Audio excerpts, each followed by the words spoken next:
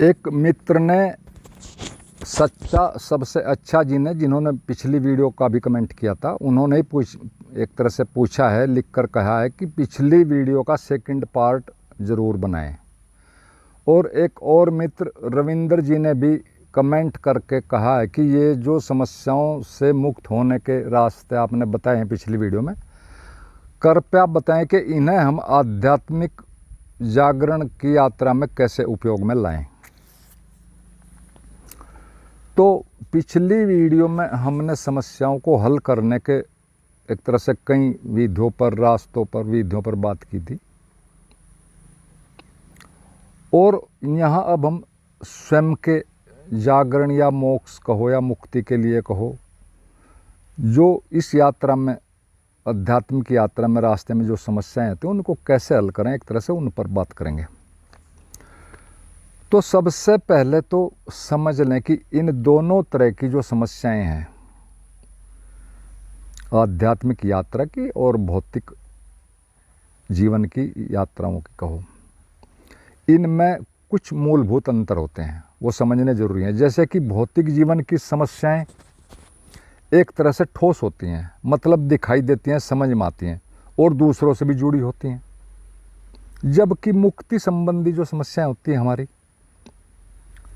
वो हमारे मन के सूक्ष्म तलों से जुड़ी होती हैं और एक तरह से बहुत ही सूक्ष्म होती हैं। सामान्यतः न तो दिखाई देती हैं यदि कोई आदमी संवेदनशील नहीं है, न समझ में आती हैं। और इसी कारण से फिर होता क्या कि हम सुने सुनाए रास्तों पर कुछ देख लिया, कुछ पढ़ लिया और कुछ भी काम करने लगते हैं इस दिशा में, और फिर सही परिणाम एक तरह से कभी नहीं आते या बहुत थोड़े बहुत ही आते हैं। और बस कुल जमा आखिर में होता क्या कि कुछ नई मान्यताएं पकड़ लेते हैं, कुछ शब्द जाल, कुछ शांताओं ने एक तरह से पकड़ कर अपने को फिर हम संतुष्ट कर लेते हैं। ये होता है जनरली। लेकिन जागरण या मोक्ष संबंधी जो यात्रा में समस्याएं हैं, सच में वो हमारे बहुत गहरे में, हमारे मन में है। यानी हमारा एक गहराई में कहो, सब कॉन्शियस में कहो, जो हमारा माइंड सेट है वो है। और उसमें अब तक समाज ने, परिस्थितियों ने, उनके द्वारा जो एक तरह से निर्मित हमारा माइंड सेट होता है, जिसमें दूसरों के द्वारा, परिस्थितियों के द्वारा भरे हुए झूठ और डर भरे होते हैं एक तरह से, वही हमारी आध्यात्मिक समस्याएं होती हैं। सच में गहरे में होने के कारण वो बहुत ज़्यादा गहरे होने से हम उन्हें सच समझने लगते हैं, और वो हमसे अलग नहीं होती, इतनी गहरी होती है कि वो हमारी चेतना पर ही जाकर एक तरह से चिपक जाती हैं कहो। बल्कि सच कहें तो वो हमारा होना ही हो जाती हैं, और हमारा होना ही एक तरह से एक समस्या है। आदमी इसीलिए तो हमेशा परेशान रहता है सब होने पर भी, क्योंकि उसकी जड़ में गड़बड़ है, केंद्र पर गड़बड़ है। हल हम बाहर परिधि पर करते हैं, समस्या केंद्र पर है। वैसे भी अगर हम दैनिक जीवन में देखें, संसार में देखें, तो एक तो ये बात है। दूसरी बात है कि इसके साथ ही यह भी एक और होता है कि सच में जितनी विधियाँ सारी बाहर बाहर काम करती हैं, समस्या केंद्र पे है। और इसके साथ एक और दूसरी भी बात है जो मैं आपको समझाना चाहता हूँ, वो ये है कि इसके हल भी एक अलग ही तरह का होता है।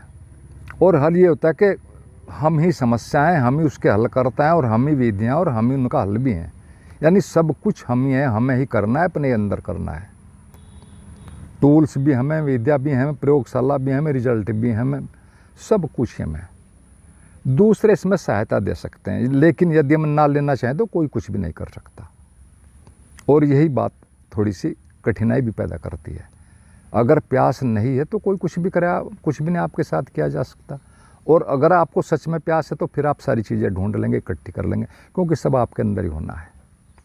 जबकि इसके विपरीत यदि कोई सांसारिक समस्या है, उसमें दूसरे हमारी बहुत सहायता कर सकते हैं, मार्गदर्शन भी कर सकते हैं, इजीली सुविधा भी दे सकते हैं। तो फिर इस सारी बात का क्या मतलब हुआ? ये जो आध्यात्मिक समस्या है, इसका सीधा सा अर्थ ये है कि जो भी अब तक हमने एक तरह से पकड़ा है, इकट्ठा किया, बड़ी मेहनत से सीखा है, पकड़ा है, कीमती समझा है, अब उसे हमें अपने मानसिक संसार से, एक तरह से भौतिक संसार से कोई जरूरी नहीं है, असली बात है मानसिक जगत, अवचेतन, अब उससे उसको बिल्कुल पूरी तरह बाहर का रास्ता दिखा देना है। ये इसका हल है सच तो। और वो कैसे भी, सवाल ये नहीं कि क्या विधि है, कैसे भी, सबके लिए अलग स्थिति है और यही असली बात है। और यदि कोई ज़रूरी समझे सक्षम है तो फिर भौतिक जीवन से भी उसे गिरा सकता है, भौतिक जीवन से भी अलग रहा जा सकता है, संसारिक उससे बिल्कुल एकांत में भी रहा जा सकता, लोग रहे हैं अधिकतर। तो इस तरह से इस रास्ते पर जो ये भौतिक इसके आध्यात्मिक जगत वाला जो रास्ता है, आध्यात्मिक वाली जो ये यात्रा है अपने को जानने की, उसमें हमें एक बात समझना होगा कि अब तक जो ज़रूरी था अब वह मेरे लिए बंधन बन चुका है। ठीक ऐसे ही जैसे एक बच्चा जब बड़ा हो जाता है तो खेल खिलौने छोड़ देता है खुद ही, यानी वो प्रौढ़ हो गया। तो इसमें भी यही समझना होगा हमें कि अब हम प्रौढ़ हो गए, अब हमें सांसारिक चीज़ों की ज़रूरत नहीं है। जो चीज़ें अब तक हम अपनी समझ रहे थे, उनसे खेल रहे थे, सच में अब वो हमारे लिए यूजलेस हो गए, क्योंकि हमें आगे जाना है, हम विकसित हो गए हैं, प्रौढ़ हो गए हैं। और इसको कई तरह से भी उदाहरण भी दिए जाते हैं अध्यात्म के उसमें। ये तो मैंने एक बच्चों वाला दे दिया। अध्यात्म में ये भी उदाहरण दिए जाते हैं कि भाई जैसे नाव से आपने पार किया तो परले किनारे जाकर नाव को तो छोड़ना पड़ेगा। अगर नाव के मुँह में पड़ गए तो फिर परले पार नहीं जाओगे, सीधी बात है। सीढ़ी वाले उदाहरण भी अक्सर दिए जाते हैं, मैं भी देता हूँ कि सीढ़ी के आखिरी डंडे पर जाकर सीढ़ी को छोड़ना पड़ता है और बिना सीढ़ी के वहाँ तक जाती भी नहीं। तो ठीक ऐसे ही है, संसार से भी गुजरना पड़ता है, इतना आसान नहीं है। गुजर कर ही चीज़ें समझ में आती हैं। संसार में दुख हैं जगह जगह, अपने जीवन में हैं, दूसरों के हैं, संबंधों में रोज़ दुख पैदा होते हैं। तो इन सब से गुजर कर ही आदमी सीखता है। सीखने का यही एकमात्र सच में तरीका है। तो अब चूँकि वीडियोज है विधि जानने की बात पर है, मित्रों ने विधियाँ पूछी हैं, तो यहाँ की जो विधियाँ हैं आध्यात्मिक यात्रा की, वो थोड़ा कुछ भिन्न होती हैं। और भिन्न का मतलब है कि वहाँ ठोस चीज़ें हैं, यहाँ थोड़ा और सूक्ष्म चीज़ें हैं। तो जागरण में असली बात जो होती है, सच में, वो समझ होती है जो अंतिम रूप से हमें मुक्त करती है। और ये जो कई शब्द हैं, मुक्त हैं, जागरण है, मोक्ष, आत्मज्ञान, मुक्ति, शून्य में प्रवेश, अमनी अवस्था, अरिहंत, निर्वाण, ये मैं सभी इसलिए बता रहा हूँ कि सारे एक ही चीज़ के लिए यूज किए जाते हैं। चेतना के मुक्त होने के लिए कहो या मुक्त अवस्था के लिए कहो, ये सारे शब्द एक हैं। में कहीं कन्फ्यूज में आने की ज़रूरत नहीं, कन्फ्यूजन पैदा करने की ज़रूरत नहीं। तो ये सब एक ही बात है, निर्विकल्प चेतना, निष्कंप चेतना, उसे इन सभी शब्दों से कहा जाता है। तो अब फिर क्या होता है, अब हम मन पर आ गई सारी बात। तो अब सारी बात मन और अस्तित्व के खेल को समझने की। अस्तित्व सारा ब्रह्मांड कहो, ये जो चारों तरफ है सारा, इसको कहो, इसी में से हम आए हैं, इसी में रहना, इसी में मिलना है। तो अब इसके खेल को समझने की सारी बात। और सच में यही एकमात्र ना समझना समस्या बन जाता है। हम और चीज़ों को समझते रहते हैं, इस खेल को नहीं समझते कि अस्तित्व क्या कर रहा है, हम क्या हमारे उसके संबंध है, उसका क्या ढंग है, हमारा क्या ढंग है, उनमें कहीं ट्यूनिंग बन नहीं रही। यही चीज़ें सारी समझने की हैं। और हम इस समस्या को भी संसारिक विधियों से हल करते हैं तो फिर गड़बड़ हो जाती है। तो इसी चीज़ को, एक असली चीज़ को समझना ज़रूरी होगा। और कैसे समझते हो, यह भी कोई फिक्स बात नहीं होती, क्योंकि सबका मन, सबका पिछला यात्रा पथ सब अलग अलग है। यहाँ सबको अपने रास्ते खुद बनाकर चलने पड़ते हैं। यहाँ कोई रेडीमेड रास्ता नहीं है। रेडीमेड होता तो सब पहुँच जाते। सारे बुद्धों को देखो, सब अपने अपने रास्ते से पहुँचे, कोई किसी के रास्ते से नहीं पहुँचा। हाँ, हेल्प ली है, दूसरों से हेल्प ले सकते हैं रास्ता बनाने में, लेकिन अपना खुद ही बनाना पड़ेगा, क्योंकि हम बिल्कुल यूनिक हैं इस जगत में। हमारे जैसा कोई कभी ना आया, ना कभी आएगा। तो यहाँ सब चीज़ें खुद ही एक तरह से समझकर, अपना रास्ता चलकर, अनुभव से गुजरकर बनाना पड़ता है। और इसीलिए बुद्ध ने भी और लोगों ने भी इसे अपदीपो भाव कहा एक तरह से, यानी अपने दिए खुद बनो। और इसी स्थिति को एक तरह से पाना होता है। कैसे पाते हो, ये एक बात एक तरह से सेकेंडरी बात होती है, ये बाद की चीज़ है। तो अभी हमने बात की कि समझ इसमें ज़रूरी है। तो समझ के बारे में फिर हमें 2-3-4 बातें समझ लेनी ज़रूरी है। पहली तो ये कि समझने की अक्षमता सबकी अलग अलग होती है। और इस बात से मेरा क्या मतलब अलग अलग कहने से, वो इसलिए कि हम नकल के आदि हैं, नकलची हैं, बंदरों से आए हैं ना, थोड़ा असर है, जैसे डार्विन कहता है। तो अतः किसी का भी अनुकरण ना करें। अनुकरण का मतलब नकल, यानी उसकी बाह्य जीवन की नकल ना करके उसका अनुसरण करें। अनुसरण का मतलब है जो उसने पाया वो हमें पाना है, चाहे कैसे भी पाएं, और जब उसने पा लिया तो हम भी पा सकते हैं, ये अनुसरण है।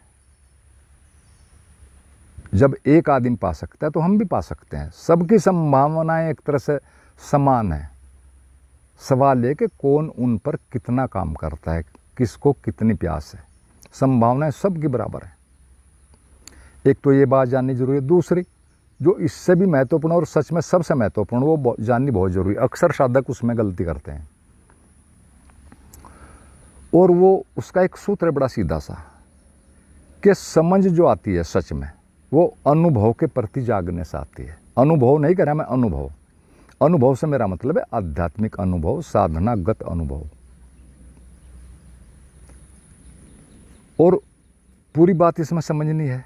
इसको ऐसे समझो कि आपने कुछ भी साधना में किया, ध्यान विधि किया, कुछ भी किया, तो पक्का कोई ना कोई अनुभव घटेगा। बड़ी सीधी सी बात है। कुछ ना कुछ करोगे तो कुछ ना कुछ घटेगा अंदर मन के जगत में। बस यहीं पर थोड़ी जो बात है वो जागे रहने की है, यहीं सावधान होने की है। यहाँ पर एक बात रखनी है हमेशा ध्यान में, और उसको बिल्कुल पूरी तरह सजग रहना उसके प्रति। वो ये है कि मैं अनुभव नहीं हूँ। ये जो घट रहा है सामने, ये मैं नहीं हूँ, बल्कि मैं उसका जानने वाला हूँ। उसमें मिक्स नहीं हो जाना, उसके साथ साथ नहीं चलना। जबकि मन की नेचर है कि साथ साथ हम चीज़ों के साथ साथ, विचारों के साथ साथ, भावनाओं के साथ साथ, अनुभव के साथ साथ चले जाते हैं। तो यहाँ पर हमें यही सजगता बरतनी है कि जो अनुभव हुआ है मैं उसका जानने वाला हूँ, देखने वाला हूँ, या को महसूस करने वाला हूँ। मैं अनुभव करता हूँ। अनुभव मेरे द्वारा कुछ करने से आए हैं, यानी मेरे माइंड और ब्रेन के कुछ करने के कारण घटे हैं, और रोज़ रोज़ नए नए घटेंगे। बस ध्यान रखना कि सब रास्ते की चीज़ें हैं, और उनके और अपने बीच एक तरह से एक फासला बनाए रखना है। और ये अनुभव कितने भी हो सकते हैं, अनंत भी कहो हो सकते हैं, उनकी कोई संख्या नहीं, लिमिट है। क्योंकि मन बहुत कॉम्प्लिकेटेड है, जीवन में रोज़ परिवर्तन है, सभी चीज़ें बदल रही हैं, सबका जीवन पर मन पर इफ़ेक्ट आ रहा है। तो इनकी संख्या या एक अनुभव को दोबारा पाने की इच्छा, इन चक्रों में नहीं पड़ना। सिर्फ अपने को अलग बनाओ रखो, अनुभव को घटने दो। आप सिर्फ दृष्टा हैं, यही बात ध्यान रखो। अनुभव करता है, बस एक ही बात के प्रति आपको जागना है। ये ध्यान रखना कि मैं मूल हूँ, केंद्र हूँ। सब कुछ के जो बाकी अनुभव घट रहे हैं, सब मेरे कुछ करने से, मेरे होने से घट रहे हैं, और परिधि पर घट रहे हैं। परिधि पर सब एक तरह से परिवर्तनशील है, सतत परिवर्तनशील है। और ऐसा करने से, इस सजगता के कारण ही हमारा केंद्रीकरण होता है। एक तरह से हम केंद्र पर अपने टिकते हैं, इकट्ठे होते हैं, बाहर जाना बंद करते हैं, एक मजबूती आते हैं, सेंट्रलाइजेशन होता है। और फिर इसी के कारण, ये जो केंद्रीकरण होता है, इसी के कारण एक समझ होती है, एक होश आती है। ये दोनों एक तरह से उसकी बाई प्रोडक्ट कहो हैं, सह उत्पत्ति के रूप में खुद ही आ जाती हैं। अगर आपने गैप बना लिया थोड़ा भी, तो ये खुद ही आ जाएंगी। तो हमें हर दूसरी चीज़ से जुड़ने की जो प्राचीन आदत है एक तरह से, उसके प्रति हमें थोड़ा सजग रहना है। और अगर ये नहीं करेंगे तो फिर वही होगा जो हमेशा से होता है कि साधक हमेशा से अनुभव में ही उलझे रहते हैं, उन्हीं को बार बार बताते रहते हैं, दोबारा उन्हीं को पाने की कोशिश करते रहते हैं, और थोड़ा भी आगे नहीं सरक पाते। जबकि ये रास्ते की चीज़ें इनमें उलझना नहीं है, बात अपने को एक तरह से मजबूत करने की है। तो ये दूसरी बात है, इसको बहुत समझने की। एक और तीसरी बात है, वो भी ध्यान रखने की। हम सभी जानते हैं कि जीवन में सदा दुख मौजूद है, कोई कुछ भी कहे, लेकिन सभी दुखी हैं, कम ज़्यादा वो एक अलग बात है, इस तरह का दुख या उस तरह का दुख। और हम उन्हें झेलते रहते हैं, उनके साथ एडजस्ट करते रहते हैं, और ये सब यांत्रिक रूप से होता रहता है, हम करते रहते हैं। तो यहाँ क्या करना, हमें जीवन के हर दुख को सजग होकर झेलना है। और सजग होकर झेलने से ऐसा नहीं है कि कोई दुख, वो ऐसा करने से पहले दिन चले जाएंगे, 2-4 दिन चले, नहीं। ऐसा करने से हमारे बीच और दुख के बीच, या कोई जीवन की समस्याओं के बीच एक फासला घटेगा।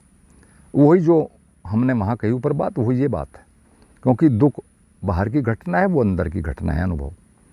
लेकिन हम दोनों के साथ नहीं जुड़ना है। हमारे बीच, समस्याओं के बीच एक फासला होगा, अंतराल होगा, गैप होगा, और उस अंतराल की जो जो लंबाई बढ़ेगी, आपको समस्या का सही समाधान व उसकी प्रक्रिया खुद ब खुद समझ में आने लगेगी कि समस्या क्यों है, दुख क्यों है, अपनी गलती भी समझ में आने लगेगी। और ये ठीक ऐसे ही है जैसे कि दो आदमी आवेश में लड़ रहे हो तो उन्हें कुछ भी समझ में नहीं आता वो क्या कर रहे हैं, ना कुछ बाद में याद रहता है। लेकिन यदि एक आदमी दूर खड़े होकर उनको देख रहा है तो वो सबकी गलतियाँ बाद में बता देगा साफ साफ, क्योंकि वो अलग है, वो उसमें इन्वॉल्व है ही नहीं। ठीक ऐसे ही है, मन के साथ इन्वॉल्व नहीं होना है, उसको चलने दो। इसको आप कुछ भी कह सकते हैं, साक्षी कहें, कुछ कहें, लेकिन साक्षी सच में अंतिम घटना है, उस शब्द को यहाँ यूज ना करो। सिर्फ थोड़ा गैप रखो, बनाकर एक सजगता रखो बस। तो ये ऐसे ही करने से फिर धीरे धीरे धीरे होता क्या कि एक दिन दुख खुद ही विदा हो जाते हैं, क्योंकि दुख सच में जीवन में कहीं नहीं है। एक चीज़ एक आदमी को दुखी कर रही है, एक चीज़ की कमी, वही कमी किसी दूसरे आदमी को बिल्कुल जरा भी प्रभावित नहीं कर रही। पूरे जीवन को देख लो, लोगों को देख लो, इतिहास पढ़ लो, एक ही चीज़ से एक आदमी सुखी है, दूसरा दुखी है। सच ये है कि चीज़ों को दुख इसलिए होता है कि हम यांत्रिक हैं, हम उनको गलत ढंग से लेते हैं, गलत रंग देते हैं, गलत अर्थ उनका निकालते हैं, गलत दृष्टिकोण देते हैं, गलत एंगल से देखते हैं। तो ये सारी चीज़ हमारे अंदर है, कहीं दुख सुख नहीं, सब हमारे मन के निर्माण है। सच में तो हमारी ज़रूरत ही क्या है, बहुत थोड़ी सी, लेकिन जिनके पास सब कुछ है वो ज़्यादा दुखी हैं। कम वाले तो दुखी हैं ही, चलो वो तो कुछ बात भी है, कारण भी है। तो ये बात ध्यान रखने की है। फिर एक और चौथी बात भी जरूर ध्यान रखनी है, ये अंदर की यात्रा की बातें हम कर रहे हैं, उसमें क्या क्या एक और समस्या रहती है जनरली, वो होती है समर्पण संबंधी, क्योंकि समर्पण के लिए ये सारी चीज़ें कर रहे हैं। लेकिन इसमें एक शुरू में गलत फहमी हो जाती है, हर साधक कहता रहता है कि मैंने समर्पण कर दिया, गुरु को कर दिया, अस्तित्व को कर दिया, परमात्मा को कर दिया। लेकिन इस बात पर थोड़ा सावधान रहना है, इन चीज़ों को इतने हल्के में लेने की ज़रूरत है। मैं ये नहीं कह रहा कि समर्पण मत करो या किसी को घटता नहीं, लेकिन सच में ये बहुत अलग बात है। यदि सच में ही कोई समर्पण कर देता तो फिर तो करने को कुछ बचता ही नहीं। समर्पण का अर्थ ही होता है कि अब मैं नहीं हूँ, सिर्फ वह है जिससे मैंने समर्पण कर दिया, वो मेरे जीवन का मालिक है, कुछ भी करे। तो ये थोड़ी बड़ी जटिल बात है, लेकिन अगर कोई सही कर दे तो फिर तो कुछ बात ही नहीं, फिर बचता ही नहीं। अतः इस विषय में भी समर्पण वाले में कोई गलत फहमी अपने माइंड में ना पाले कोई भी साधक। इसको मानो भी, करो भी, जानो भी, अभ्यास भी करो, सब करो, लेकिन ओवर एस्टिमेट नहीं इसमें करना है। और एक बात हमेशा ध्यान में रखें कि असली समर्पण तो अनुभव से गुजरने के बाद जो समझ पैदा होती है उससे ही आता है। मन इतना आसानी से नहीं मानता। ये समर्पण आपको कहता ही इसलिए आपको धोखा देने के लिए मैंने समर्पण कर दिया। ये भी एक धोखा है, बहुत से धोखों में थे कि मैंने तो समर्पण कर दिया, जबकि देखो अपना जीवन देखो, हम क्या कर रहे हैं, कह क्या रहे हैं, कर क्या रहे हैं।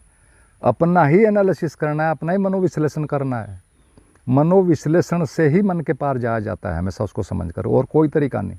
किसी तरीके से जाओ तो फिर गड़बड़ होगी कहीं ना कहीं, और जब पूरी बात समझ कर जाओगे तो बैक की कोई कारण ही नहीं बनता।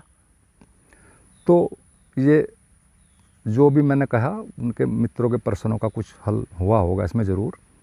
आपने सुना, धन्यवाद। और अंत में सभी मित्रों को मेरा प्रणाम।